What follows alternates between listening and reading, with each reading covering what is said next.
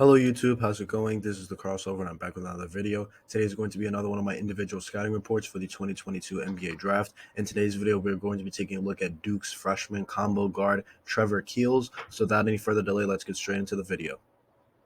Moving on to some stats regarding Trevor Keels, he is 18 years old, stands at about 6 feet 5 inches, weighs about 221 pounds, and is a 6 foot 7 inch wingspan.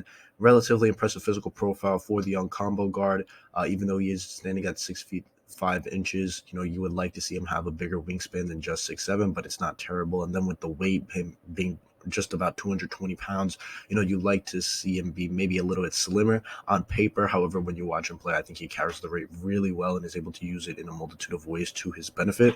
So good physical profile overall for Trevor Keels. Moving on to his stats, this is his freshman year at Duke, where he did average 11.5 points, 3.4 rebounds, 2.7 assists, and 1.2 steals per game. A solid stat line for Trevor Keels, especially when you consider the fact that for a majority of the year he was, the third or fourth option in this Duke offense, obviously behind Paolo and AJ Griffin, and sometimes Wendell Moore as well. However, in the latter stretch of the season, he did really lose his confidence. I thought it was pretty obvious to any viewers. So I think even in the latter parts of the season, I think he fell behind Mark Williams, the center in the hierarchy of Duke's offense. So for him to still have put up a stat line like this, solid stat line overall, I find that really, really impressive, and I find it a positive sign that he was still able to be productive out there on the floor. Moving on to his efficiency numbers, which are not great. I'll tell you that he has a 49.6% effective field goal percentage and shooting 67% from the free throw line. Both are pretty mediocre numbers. The 49% effective field goal percentage definitely needs to get better. A lot of that has to do in part of his shooting, which we will obviously discuss later on in the video in the concern section, and also his free throw numbers. Even though they're bad, I think that there's definitely room there to improve. So that's something that we are going to have to pay attention for Trevor Keels moving forward. He also has a 49.3% three-point attempt rate, so pretty much half of his shots were coming from behind the arc, which is not a bad thing at all. I really like that, and I think it shows upside of Trevor Keels being a solid role player at the next level, being a solid floor spacer, given just his volume of threes. However, there are some different things about his three-point shot that we will discuss later on. Moving on to some of the strengths of Trevor Keels as a prospect, first up, I do want to discuss just more so about his physical profile and how he uses it to his advantage on the offensive side of the floor. As I talked about before, that weight isn't necessarily a problem just because of the way in which he utilizes it. And this is my main example of the way he utilizes his weight. Trevor Keels isn't necessarily the best athlete. He's not the best leaper. He's not the quickest of players. He doesn't have like that Jaden Ivey quick twitch, just, hezzy and explode kind of move.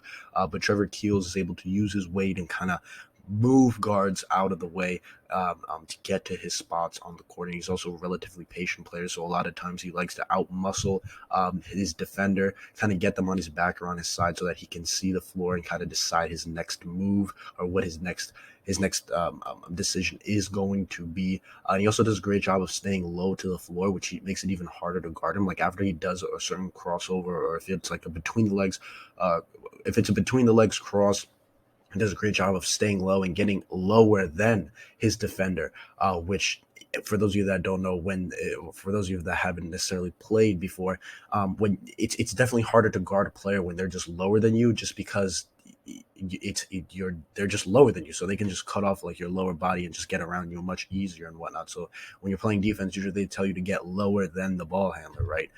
So that's case in point with Trevor Keels. He does a great job of just staying low to the floor whenever he makes a move, which allows him to get by his men relatively easier than he would without it. So that's even though he's not the most impressive athlete, just given his weight and the way he's able to just get to his spots, just kind of out muscling people, and then you combine that with his ability to just stay low to the floor, allows him to be a plus slasher at the collegiate level. Moving on to his playmaking, which I do think he has shown some upside as being playmaker. We'll talk more about his future role in a new section that I have included, which will occur later on in the video. However, I think he has shown some upside being a playmaker. He's had a number of plays where he just displays his patience, right, where he kind of gets his man on his hip or on his back, and then does a great job of waiting for a cutter, whether that be AJ Griffin or Paulo Banchero cutting back door, or Mark Williams just rolling to the basket after a pick and roll. And that's patience that you don't really see in players this age. You look at a guy like Blake Wesley, who's really struggling to function as a pick and roll playmaker right now, or even a guy like, I think Traquavion Smith is another guy who's kind of been like kind of shaky, in terms of that aspect. But it's really impressive to see Trevor Keels be so young and display that level of patience and that level of really veteranship. Sometimes he makes passes and he just looks like his calm, soothing presence, kind of like a veteran out there. And again, that's really impressive. And he's not going to make some insane, crazy pass, but he always makes like the nice, smart, correct pass, which is something again that you really like to see out of someone so young. Moving on to his shooting, and even though the shooting numbers are bad, he's shooting 31% from the 3-point line and 37% from 2-point range. It's still not bad. Like, I think that there's definitely upside of Trevor Keels being a decent shooter at the NBA level, and that's part due to his form. The mechanics are fine. Like, he has a solid base. It's not too wide. It's not too narrow. It's his feet are even with his shoulder, and they're even with the basket most of the time. And his form isn't bad. Like, he gets good. His guide hand mechanics are fine. His hand is nice and straight. He gets decent elevation. It's more so part and due just with a certain aspect of his shot that is the problem. But even his shooting hand he gets great extension in his shooting wrist, and like there's no issues with his shot mechanical wise, except for one part that we will talk about later. So if he can fix this one part of his shot, I think that there is definitely upside for Trevor Keels to become a good shooter, just because everything else in his shot is pretty much sound. And then moving on to another aspect of his game is just his body control around the rim. Again, given that weight, he's able to take a lot of contact and finish through it, specifically with his right hand and specifically over guards. I think he does a solid job of finishing over big men. I think it depends on the big man. Like, for example, even the first game of the season, I remember he finished over Oscar Tshiebwe for an and one, kind of jumped up, absorbed the contact, and then was able to finish with the right hand and kind of even pushed Tshiebwe out the way. And we're talking about one of the best defensive players in the nation, an NBA player in his own right, and the best rebounder in the country for Kentucky, right? So it's very impressive to see Trevor Keels display such body control, and he really likes to bully guards this way. Like, he will attack guards and finish over them, and just because he's just so much stronger than them, whether that be even a player like Alondes Williams, who I think we all consider to be a very relatively strong guy. Trevor Keels can attack him and get to the basket and finish over him, which is again is very impressive when you consider a player like Alondes Williams' build, right? So his ability to just finish in traffic over guards, really absorb contact and finish with that right hand, and he's even displayed upside of doing it against big men, is something that I really like about his game moving forward, and I think that it's a part of his game that if he can get to translate to the next level, will really help him stay on the floor. And another part of his offensive game that I really like is just his ability to recognize opportunities in transition. He does a great job of leaking out when fast breaks are about to occur. He does a great job of seeing when steals are there, and he just leaks out a little bit earlier. Sometimes he can be guess a little bit too much, and then he'll be out the play. But I think overall he does a great job of recognizing when fast break opportunities are there, and he does a good job of just getting out so that he can get an easy layup. So again, that's something that you really like to see. And again, if he can be a plus scorer in transition, that'll help him stay on the floor even more at the NBA level, right? However, moving on to the defensive side of the floor, where he's a good point of attack defender in certain situations, like when he doesn't have any screens involved.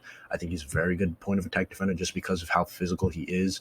He likes to stay body to body with his man. Doesn't necessarily foul all that much. So again, that's very impressive that he's able to be such a physical defender, not necessarily be a foul machine. And he has good lateral quickness, nothing crazy, just good. But again, it's still impressive to see him be a plus point of attack defender. However, when there are screens and whatnot involved, we are going to talk about that later. But it's still very impressive to see him be able to be a plus point of attack defender, as he's going to need it to again get minutes at the next level. And moving on to his strong side defense, which I was pretty intrigued with. I think he has shown the ability. He's not necessarily going to deflect any passing lanes like that as a strong side defender, but I think he did a great job of whenever a ball handler would come near him, I think he would do a great job of helping down and then kind of taking the ball. Right, he wasn't necessarily creating too many steals out the passing lanes, but he would create steals on ball and just being able to take the ball from ball handlers driving on his side of the floor, which again, impressive. Trevor Keels isn't necessarily going to be the highest of picks, so I think him having as many strengths as possible is only going to help him stay on the floor longer. And he also did a great job of recognizing when there are opportunities to double, whether that be mainly in the post as I highlight in my bullet points, but also at the top of the keys or even on the wings. He does a great job of seeing when ball handlers are in trouble, and then he does a great job of being like, all right, I'm just going to come and add extra pressure in order to create this turnover for my team. So again, great awareness there from Trevor Keels. Moving on to some concerns I do have regarding Trevor Keels as a prospect. First up, I do want to talk about the offensive side of the floor, as I believe that to be the worst side of the floor for Trevor. And my main issue with Trevor is just his release. It's just very low right now, and I feel like that's the one issue in his shot that is concerning me and that is limiting him as a shooter from really every aspect on the court. And again, as I stated before, all those mechanics are sound. His guide hand, his shooting hand, his lower body plate. It's just that release is just so low. It just makes it harder for him to be able to hit shots consistently and especially be able to hit shots on ball. And as I state here, he's limited in terms of, his ability to create space for himself, his ability to create separation. He's not necessarily the quickest guy laterally. Like, he's not going to do like any Damian Lillard's like plant, super quick sidestep into a shot that kind of catches defenders asleep and is able to. He doesn't necessarily create all that much space between him and his defenders when creating his own shot. So I feel like that really limits his self creation upside at the next level unless he can improve on his release, on his shot, as I feel like that's really the main issue. Just because everything else in his shot is pretty much fine when you watch him, it's really just that release. It's just so low, and you even see it at the free throw line a lot of times where a shot will kind of either hit the front of the rim, or sometimes he'll put too much power in it and it'll lack a bit of arc, so it'll hit the back of the rim. So I feel like the arc on a shot is something that he needs to improve on in order to be, a floor spacer at the next level. Moving on to his handle, which I don't like right now. It's really inconsistent right now. And he will cough up the ball, if he's in a pick and roll play and, the big man and his man decide to double him, or whether they ice the pick and roll and he can kind of get lost, won't really necessarily know what to do. And, you see a lot of other guards, they'll just attack either the shoulder of the big man, the outside shoulder of the big man just to get around them, or they'll just attack the guard and just reset the offense or whatnot. And that's just not what Trevor Keels does. So I feel like that really displays his lack of confidence in his handle. And you can just see it. Sometimes he's just kind of frozen up and he's just like, I don't want to do this. Like, I'm uncomfortable right now. Right.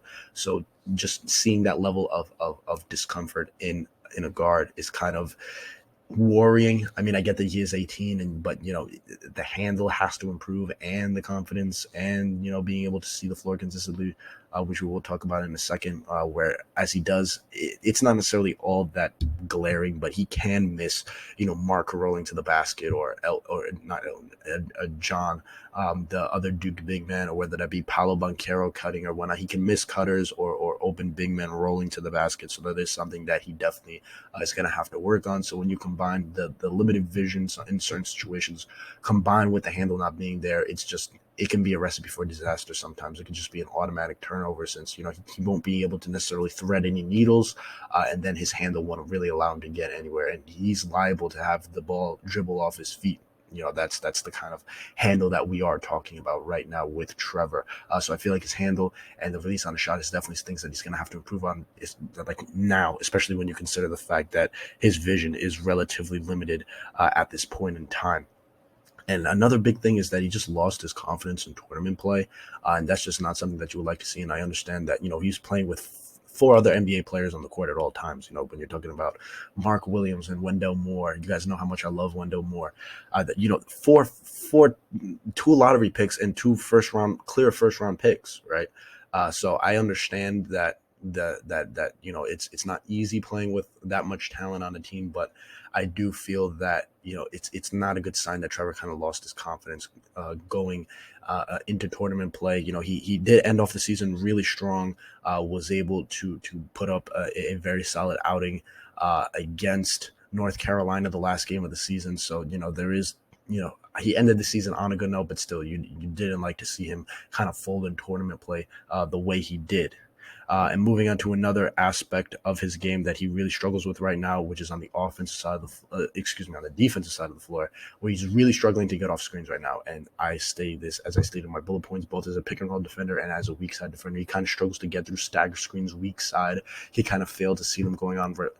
Kind of fail to see the play happening or anticipate the play happening before it happens. And I think that he can be a better communicator to help this aspect of his game. However, as a pick and roll defender, he really struggles to get over screens right now. Like, you would think that he wouldn't, just because of how big he is. And there are certain plays where he is body to body with the guard and he's able to just get over the screen just because he's so close to them. However, there are a number of plays where he can't get over the screen, and then that results in Mark Williams, who's always in drop coverage. And I have my gripes with Mark Williams as a drop coverage big, as we talked about in the last video. However, when you combine those two aspects, guards can have a field day against this Duke team. All they have to do is get a really good screen on Trevor Keels, snake dribble that screen, and you got an open shot. So I feel like that's definitely something that Trevor Keels is going to have to work on at the NBA level in order to get solid playing time. Because we're talking about a guy who's not going to be able to handle the ball consistently from day one. A guy who is not going to be able to thread any needles from day one. A guy who's not has to work on the release of a shot. Then you combine that with him, he's not going to be able to get over screens all that well. These are glaring issues that Trevor Keels is going to have to work out. Maybe even potentially before the NBA season, if he has serious expectations of seeing the NBA floor or getting consistent NBA minutes in his rookie campaign. Moving on to a new aspect of my videos, where I've gotten a couple comments talking about making some comparisons or some day one expectations or some ceiling expectations for my videos. So I decided to include this new section where I discuss a player's outlook. I will discuss their floor, what is their worst case scenario, what is their least likely, or their bottom outcome, right? We all know what floor means. I don't know why I'm trying to explain it. Their median outcome, which is what they're most likely to be, and then their ceiling, which is what, if everything goes right for this player, what will they look like? And then I give a comparison for my players. So starting off with the floor, I think that Trevor Keels is going to be a G League or an end of the roster rotation piece starting from day one. More than likely, if he doesn't improve on the shot, this is where he's going to stay. If the shot is shaky, not really there. If he's like, a 32 to 33% 3-point shooter, the handle doesn't necessarily develop.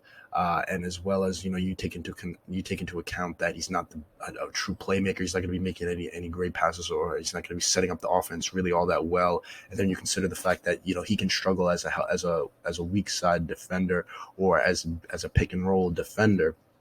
You combine all this to look at a guy who's not really contributing offensively and a guy who can contribute in certain situations defensively, and it's just not a quality or a consistent starter at the NBA level. That seems more like a G League player, or again an end of the rotation piece, which I do believe is the most likely outcome for Trevor Keels at the beginning of his career. Again, at the beginning of his career, I don't see him being a rotation quality NBA player. Moving on to his more median outcome, which I do believe is the most likely outcome for Trevor Keels in his career, where he's just a solid bench player and a solid 3-and-D combo guard coming off your bench, where he becomes an average 3-point shooter. The release gets a little bit better, becomes a 35, 36, 37 3% 3-point shooter, and he becomes a decent contributor defensively, but the handle doesn't necessarily get all that much better. And given the fact that and then you consider some of his inabilities or some of his limitations as a playmaker, he's more so of a combo guard that can initiate your offense sometimes, but for the most part is a guy you just want playing off ball, can space the floor for your team, hit a three here and there, and be a solid defender for you. So I believe this to be the most likely outcome for Trevor Keels. And if everything goes right, if the handle gets a bit better, his confidence gets a little bit better. The 3-point shot becomes better, and he's able to knock down threes, maybe a little bit on ball as well, and even the defense gets better as well. We could be looking at a very quality starter at the NBA level, right? Again, we're talking about a guy who can space the floor for you, knock down threes, initiate your offense, create a little bit for himself. A guy who's going to be able to find players cutting, a guy's going to be able to hit big men coming out of pick and roll situations. A guy's going to be able to get to the rim and finish at the rim well, so, kind of like a pseudo 3-level scorer, while also being a decent playmaker. And then on the defensive side of the floor, we're talking about a guy who's going to be able to be a very good defender, being able to get over screens, and really be able to lock down other guards in isolation situations. So that is if we're talking about this outcome for Trevor Keels, this is a very high level player who is a quality starter at the NBA level. But notice I didn't go anything crazy with Trevor Keels. Trevor Keels is never going to be some all-star, nothing like that. Just he's either going to be a G League player, a bench piece, which is the most likely outcome, or a high level starter. So for me, again, I believe he's going to be a solid bench player, at the NBA level. And for my comparison, I was really struggling to find like real big, heavy 3-and-D guards. So I decided to land with Lou Dort. Where Lou Dort isn't necessarily the best of shooter, shown some flashes of being a self-creator and a playmaker, but is really a really good defender, especially as a point of attack defender. I felt like that was the perfect comparison for Trevor Keels, and they're both relatively the same size. And then also I decided to include Marcus Smart, since Marcus Smart does have a similar build, and I feel like if Trevor Keels does hit his highest his highest level outcome or ceiling, that could look like a version of Marcus Smart, right? Where he's just, this big, 6'5", heavy guard, strong guard, act as a playmaker, isn't necessarily a true point guard, but again, can play make for you, can knock down shots for you, can attack the basket, and is a very, very quality defender for you, right? So all in all, Trevor Keels, again, most likely outcome is a 3-and-D bench piece for you, and I expect him to go in the early second round, maybe even the later second round. Right now, I have him right outside the first round on my big board. And that's the end of the video, guys. Thank you so much for watching. Let me know what you guys think about Trevor Keels in the comments. Do you guys think that my prediction or analysis of Trevor Keels is accurate? Do you guys think he should go higher in the first round? Do you guys think he should go later in the first round? Or do you guys think I have him just about right? And let me know what you guys think about Trevor Keels in the comments. And aside from that, that's the end of the video, guys. Thank you so much for watching. Please subscribe if you haven't already.